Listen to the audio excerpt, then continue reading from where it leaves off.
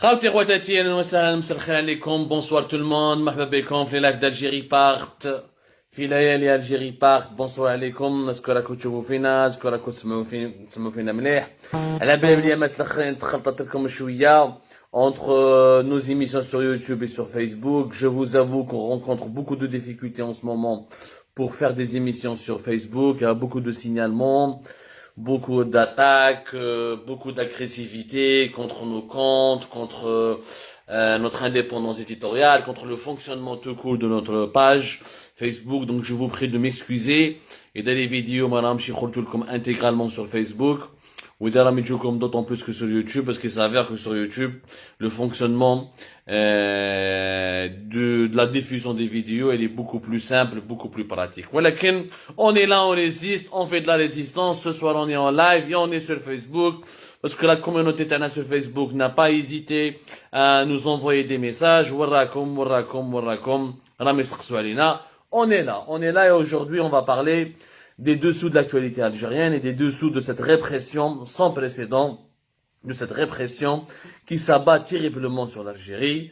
Alors ça y est, العجب في بلادنا وراكم تبعوا قلت لكم la dernière fois lors d'une émission que nous avons diffusée ici même ensemble et lors d'un débat que nous avons mené ensemble aussi, l'Algérie, l'ambiance politique actuelle, l'atmosphère politique actuelle de l'Algérie nous rappelle exactement les tensions de la fin des années 80 et le début des années 90. Yani entre 91 et 90, où nous rappelle exactement l'ambiance délétère, les srats mour 80, entre 91 et 92 plus exactement, et le début de la décennie noire. C'est-à-dire des arrestations musclées, des violations systématiques des droits de l'homme, les droits civiques sont bafoués, les libertés publiques et les libertés civiles sont totalement violées. ما كاين حتى واحد ني عدالة ني حقوق إنسان ني كلمة الحق والو اللي يهدر يرفدوه. اليوم رانا عشنا بالك le comble ولا ماشي بالك le comble parce que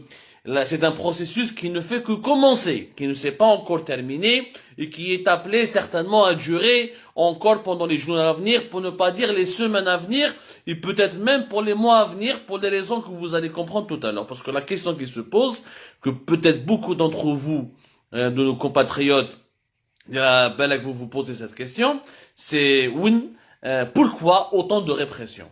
Pourquoi autant de violence? Pourquoi autant d'incarcération? Pourquoi autant d'emprisonnement alors que les marches du Hirak sont pratiquement totalement arrêtées, elles sont totalement suspendues?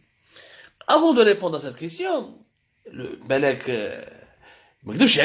la motivation, le premier motif pour lequel j'ai voulu faire cette émission, c'est l'incarcération de Fodel Boumela, un homme que je respecte beaucoup, que beaucoup d'entre vous respectent. Fodel Boumela, qui revient pour la troisième fois en prison, parce qu'il a été déjà emprisonné entre septembre 2019 et février 2019. On m'a dit qu'il entre septembre 2019 et février 2020. On m'a dit qu'il a fait juin 2020, la mi-juin 2020, où ils l'ont ensuite libéré par certainement beaucoup de pression à l'époque, des pressions médiatiques, des pressions internationales, les pressions de la rue, etc. Ils avaient énormément peur, ils l'ont remis en liberté. Cette fois-ci, il a été remis en prison.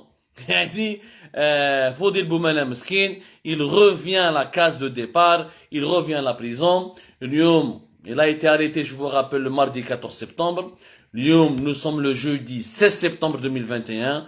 Et ce jeudi 16 septembre 2021, Fodel Boumela, il a été placé sous mandat de dépôt par un juge d'instruction auprès du tribunal de Sidi Mohamed. Fodel Boumela, dans l'arrestation et l'emprisonnement, suit un peu ce que les derniers développements sinistres, les derniers développements très préoccupants de la situation politique de Bladna. D'ailleurs, le journaliste Mohamed Moulouj, il a été emprisonné. Une série d'arrestations, notamment au milieu de la Kabylie. Une répression énorme s'abat sur deux régions précises, les Kharrata ou Bni Wertinan, où des arrestations quasi quotidiennes, pour ne pas dire chaque 2-3 jours, il y a des campagnes, où les policiers en civil, où il y a un nombre impressionnant de véhicules de la BRI, la brigade de recherche et d'investigation qui sillonne les rues, qui intervient dans les quartiers, ou même dans des villages lointains, où la Mchibaad Bzaf à la Kharrata ou la Bni Wertinan, pour procéder aux arrestations, encore une fois, très musclées violentes, des arrestations qui sont suivies par des incarcérations. D'abord, on va prendre deux figures symboliques. Oui, si je ne peux pas, on ne peut pas parler de tout le monde dans une seule émission. Ou معليش يعني Fodel Boumala, c'est quand même une figure, c'est quand même un intellectuel, c'est quand même un visage médiatique très connu en Algérie et à l'étranger. C'est quand même quelqu'un qui a pratiquement occupé les devants de la scène le NTV à la fin des années 90, qui participe à la vie politique, à la vie culturelle et intellectuelle du pays depuis pratiquement le début des années 2000. C'est une figure nationale. Boumala علاش حطوه الحبس باش تعرفوا شوفوا la situation اللي لحقت ليها. نعطيكم quelques informations factuelles ومن بعد ندخلوا dans les informations qui ne sont pas factuelles, qui sont confidentielles parce que ces arrestations obéissent à une politique qui obéit elle-même, qui s'inscrit elle-même dans un agenda très troublant et très inquiétant. Fodel Boumala, واش صرا حكايته؟ Fodel Boumala يا جماعة قبل le 14 septembre يعني la date de son arrestation كانوا يعيطوا له déjà في التليفون وعيطوا راحوا شافوه. اللي يعيطوا له c'est les services de sécurité, c'est notamment les renseignements généraux ولا جماعة من عند la DGSI, la direction générale de la sécurité intérieure, les services secrets. يعيطوا له في التليفون ولا يروحوا يشوفوه ولا يبعثوا له ناس.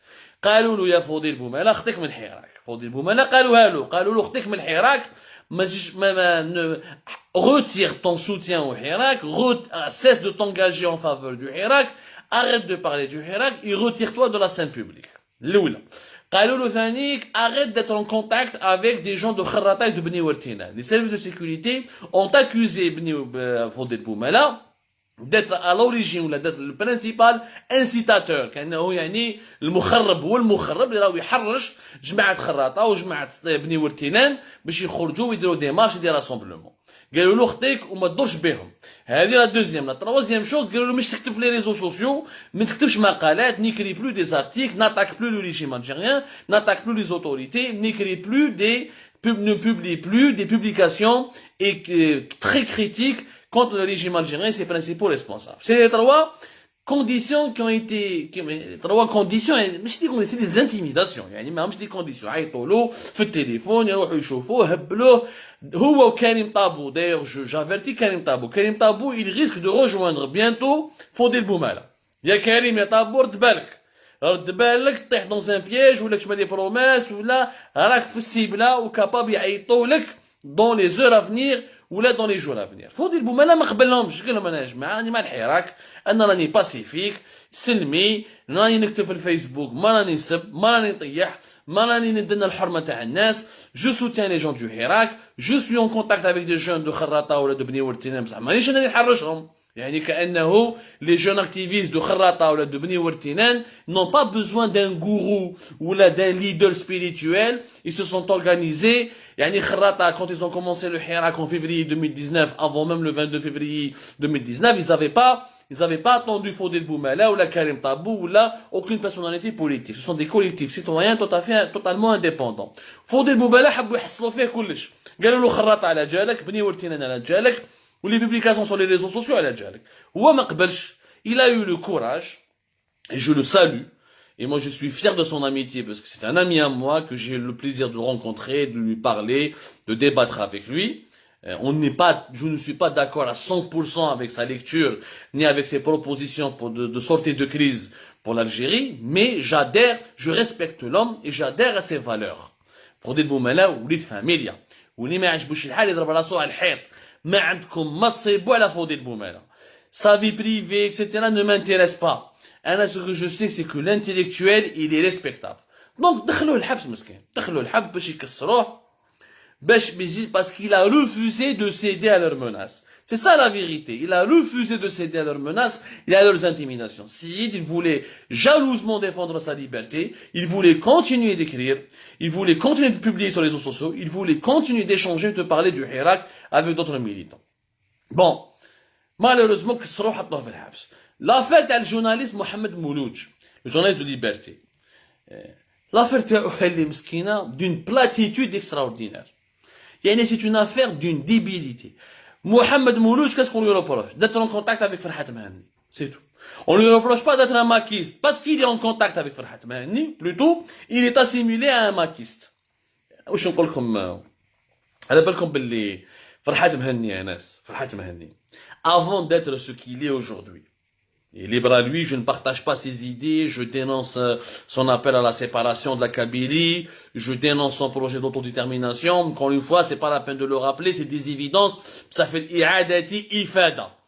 Parce que نتوما كاين بعض الذباب وكاين بعض des Algériens اللي ما يفهموش الله غالب. لازم à chaque fois tu leur fais un cours. Je suis un défenseur acharné de l'unité nationale. ولكن فرحات مهني يا ناس. Ce n'est pas celle ou là celui qui est en contact avec lui, ou là qui lui a parlé au téléphone, ou là qui a échangé avec lui sur les réseaux sociaux, est forcément un maquiste et un terroriste. C'est un dérapage dangereux. Farhat Mahani, avant d'être le leader du MAC, il était artiste, il était un militant de la cause berbère depuis les années 80, il était militant, un militant convaincu et ami, camarade de plusieurs activistes, le LCDF, le FFS. Farhat Mahani, il a existé avant le MAC. Il a côtoyé des gens, il a noué des relations avec des gens, il est devenu ami avec des gens. الناس هادو اللي يهضروا مع فرحات مهني مش معناتها يفكروا كيما فرحات مهني ومش معناتها يسون داكور افيك فرحات مهني ومش معناتها راهم ils veulent séparer la Kabylie de l'Algérie comme فرحات مهني. On ne peut pas condamner quelqu'un à la prison, ni le mettre en prison, ni l'arrêter, ni l'interpeller, ni le violenter, ni l'humilier juste parce qu'il est l'ami de Farhat Mahani ou là parce qu'il est en contact avec Farhat Mahani. Donc, Inch'Allah, celui qui est l'ami de Abdou Sammar, il est opposant comme Abdou Sammar, ou là, il est journaliste engagé comme Abdou Sammar. C'est un raisonnement totalement idiot. يا جماعة رفعوا المستوى. عيب سي محمد مولوج هذا ما عنده حتى علاقة مباشرة. Je ne sais pas, j'ai pas creusé son fort intérieur. أنا ما على باليش بالك au fond il est maquiste. بصح ما عندوش علاقة مباشرة. Ce n'est pas un cadre du MAC. Il avait des contacts avec Farhat Mahani. Il connaît Farhat Mahani, c'est vrai. Donc, si toute personne qui connaît Farhat Mahani doit aller en prison, il faudra mettre des milliers et des milliers de personnes. Il y a des artistes, il y a des réalisateurs, il y a des écrivains, il y a des journalistes, il y a des militants des droits de l'homme, il y a énormément de personnes qui avaient des contacts avec Farhat Mahani. ماشي غير أصحاب الماك. Donc, cette logique-là, qui n'a aucun sens, finalement, تاك تعيط في بومانا تقول له حبسنا على الحراك. كيف السيد اوبوزون خارجها طاي فوت بومانا ما هربش وما خافش il a toujours été honnête, il a toujours été intègre, ou il a toujours défendu une vision du changement. Dès que tu as Boumela, tu lui fais de la pression pour qu'il change d'attitude, pour qu'il se retire de la vie politique. واش معناتها محمد مولود كي تحطه في الحبس parce qu'il est l'ami ou là il connaît Farhat Mahani. Tout ça c'est insensé. Les véritables raisons de cette répression n'ont rien à voir avec le Hirak. Réellement, au sens propre du terme. Pour vous éclairer la lanterne. Pourquoi le régime algérien s'acharne à tout prix, notamment depuis le mercredi 11 août 2021, depuis l'affaire de Jamal Ben Smaïn, pourquoi la répression est devenue systématique, encore plus violente, encore plus brutale, et elle est totalement dirigée vers une certaine région en Kabylie, et elle est utilisée pour salir et casser, ou la détruire, ou la démolir certains activistes du Hirak. La répression هذه وشو البوت تاعها؟ النظام الجزائري المشكل تاعو اليوم الواحد c'est qu'il veut assurer le contrôle de la rue. Le pouvoir algérien veut reprendre le contrôle absolu de la rue. Maintenant, novembre 2021 vers le 27, si je me trompe, ils veulent organiser des élections locales. Il veut encore une fois prouver au monde entier qu'il contrôle totalement la rue. Ou l'opposition algérienne, ou le Hirak, le mouvement populaire algérien, ou les adversaires du régime algérien sont une minorité. Il veut absolument le prouver. Le régime algérien, la priorité absolue, c'est que d'ici la fin de l'année 2021, il veut écraser toute l'opposition algérienne. وهذا الشيء باش يلحق هذا l'objectif وبغا نحكي لكم وعلاش d'ici la fin de l'année 2021. C'est un agenda يا جماعة. هذو الناس راهم في النظام وفي السلطة ما راهمش يتيريو برك، ما راهمش يخدموا على les humeurs. عندهم un agenda précis, déterminé, qui a des objectifs concrets. نحكوا على les objectifs. D'abord l'agenda وشنو هو؟ La fin 2021 يقضوا définitivement à l'esprit du Hirak. يقضوا définitivement à l'opposition algérienne. يقضوا définitivement à la liberté d'expression. Ils veulent avoir un contrôle absolu du pays. Pour ne plus jamais refaire les erreurs et laisser un Hirak 2 bis ou un Hirak 3e génération, parce que le Hirak 2e génération, il a commencé en février 2021, après la crise sanitaire de mars 2020. Ils ne veulent plus laisser une chance ou là, une opportunité pour qu'un Hirak 3e génération puisse reprendre ou là, revenir sur la scène politique ou là, revenir sur la scène publique. C'est leur priorité. Maintenant, Walesh. Pourquoi autant de violence? Pourquoi avant le régime algérien s'est arrangé avec le Hirak? Fjord Gay Salah, le régime algérien s'est arrangé avec le Hirak. De février 2021 jusqu'à juin 2021, jusqu'en dirait avril même ou la 2021, le régime algérien s'est arrangé avec le Hirak. Il a même utilisé le Hirak comme un faire-valoir. قال يا جماعة أنا ما رانيش كيما l'Égypte, ما رانيش كيما سوريا تاع بشار الأسد, ما رانيش كيما السودان, ما رانيش كيما بعض الدول كيما la Corée du Nord ou la Birmanie. Je laisse les gens manifester. Je ne tire pas sur eux. Des fois j'arrête. Des fois je mets des gens en prison. Mais les gens parlent, sortent dans les rues et s'expriment. Pourquoi maintenant il veut s'en débarrasser définitivement? Pourquoi il veut reprendre le contrôle absolu de la rue et donner l'image que c'est un régime fort, stable et dur et indéboulonnable? Parce qu'à partir de 2022, le régime algérien, c'est la deuxième étape de son agenda. Qui est un agenda, qui est un 2022, il y a un but purement économique. النظام الجزائري ما عندوش دراهم. À partir de 2022, ils خلاصوا les réserves de change. Ou les pétroles ou le gaz, ils vont ramener de moins en moins d'argent dans les années à venir. Peut-être, 28, 29, on va flirter avec les 30 milliards. Ce qui n'est pas une énorme performance, puisqu'on a déjà en 2019, en plein Hirak, etc., on était entre les 32, 33 milliards de dollars entre les exportations de gaz et de pétrole. Nos importations dépassent les 40 milliards de dollars. Et le régime algérien, il a compris qu'il ne peut pas baisser les importations vers 30 milliards de dollars et vivre uniquement avec une trentaine de milliards de dollars, telles les exportations de gaz et de pétrole. Parce que les exportations de gaz et de pétrole sont en train de baisser, parce que la demande nationale augmente, et ça, on l'a expliqué 1000 fois dans les décryptages, des émissions et les articles d'Algérie. On a expliqué 1000 fois, la demande nationale augmente, que la demande nationale de 2019, l'Algérie, les Algériens et les Algériennes consomment 450 000 barils de pétrole par jour, que ça va dépasser les 500, que ça a déjà dépassé certainement les 500 000 barils en 2020, que ça va dépasser les 600 000 barils à partir de 2023, voire 2022-2023. Donc l'Algérie ne pourra exporter, si elle produit 1 million de barils par jour, elle ne peut exporter que 300 et quelques, voire 400 000. Nous, on n'arrive même pas à produire 1 million, on est en train de produire 900 000.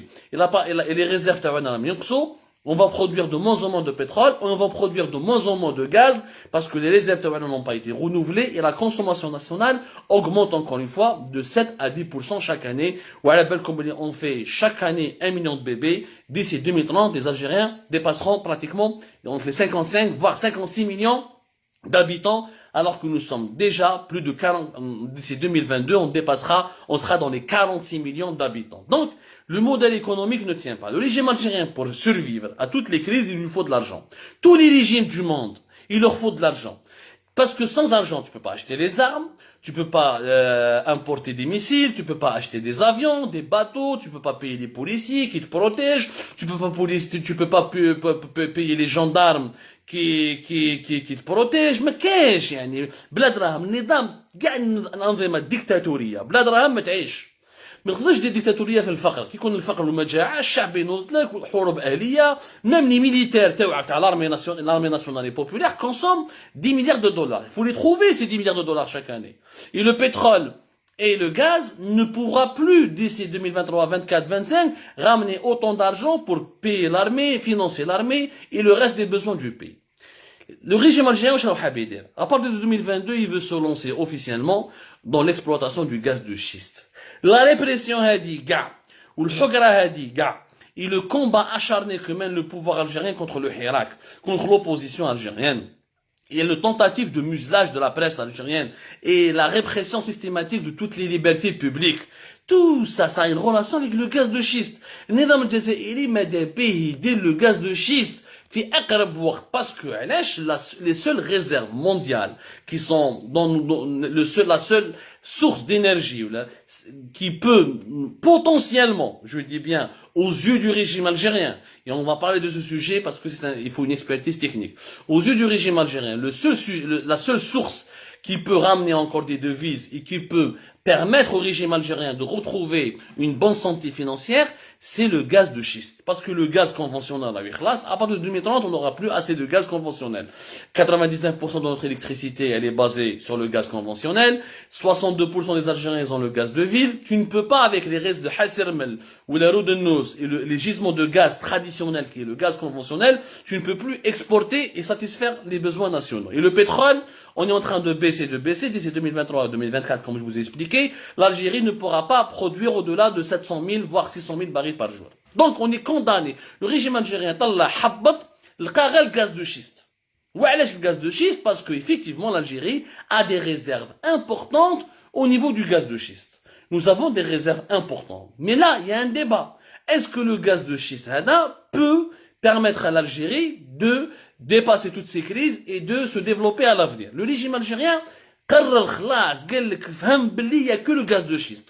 باش يدي الغاز دو شيست لازم لك des investissements de plusieurs centaines de milliards de dollars.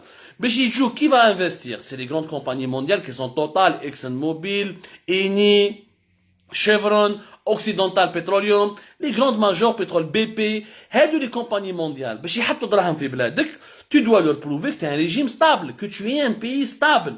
Si tu ne contrôles pas ton pays, si tu ne contrôles pas la rue, si tu as une crise de légitimité, et si tu as un déficit de confiance, et si les investisseurs étrangers sentent belli à n'importe quel moment, il peut avoir une révolution, il peut avoir une instabilité, il peut avoir que le pays peut être déstabilisé, mais haj drahmo.